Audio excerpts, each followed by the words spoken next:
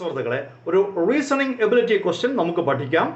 A B D C is to E F H G.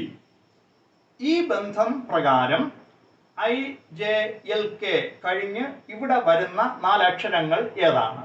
ഇതാണ് ചോദ്യം. അപ്പോൾ ഇവിടെ നമ്മൾ ശ്രദ്ധിച്ചാൽ ഒരു കാര്യം മനസ്സിലാകും. A B C D. A B കഴിഞ്ഞിട്ട് മൂന്നാമത്തെ അക്ഷരം അവസാനവും അടുത്ത അക്ഷരം തൊട്ട് മുമ്പിലും എഴുതിയിരിക്കുന്നു. A B C D. എന്നിട്ട് ഈ ഡി കഴിഞ്ഞിട്ട് വരുന്ന അക്ഷരം തന്നെയാണ് ഇവിടെ വരുന്നത്. ഇ വരുന്നു, എഫ് വരുന്നു, അടുത്ത് ജി ഇവിടെ എഴുതുന്നു.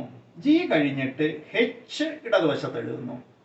അപ്പോൾ ഒരക്ഷരം, രണ്ടക്ഷരം, മൂന്നാമത്തെ അക്ഷരം അവസാനം എഴുതിയിട്ട് 4 അക്ഷരം ഇവിടെ എഴുതുന്നു. ഈ പാറ്റേൺ നമ്മൾ ഇവിടെ പിന്തുടർന്നാൽ ഐ എഴുതി, ജെ എഴുതി, അടുത്ത അക്ഷരം ഇവിടെ എഴുതി കെ, കെ കഴിഞ്ഞിട്ട് എൽ ഇവിടെ എഴുതി. ശരിയാണ്. അടുത്ത നമ്മൾ ശ്രദ്ധിക്കേണ്ടത് എൽ കഴിഞ്ഞിട്ട് വരുന്ന അക്ഷരമാണ് ഇവിടെ വരേണ്ടത്.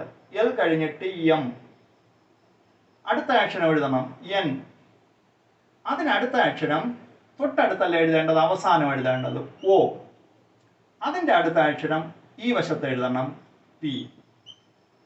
അതായത് ഈ പാറ്റേൺ പിന്തുടർന്ന് ഐ ജെ എൽ കെ കഴിഞ്ഞ് വരുന്ന pattern M N O P എന്നാണ്. ഈ ഉത്തരം കണ്ടുപിടിച്ച രീതി മനസ്സിലായി എന്ന് വിശ്വസിക്കുന്നു. Thank you.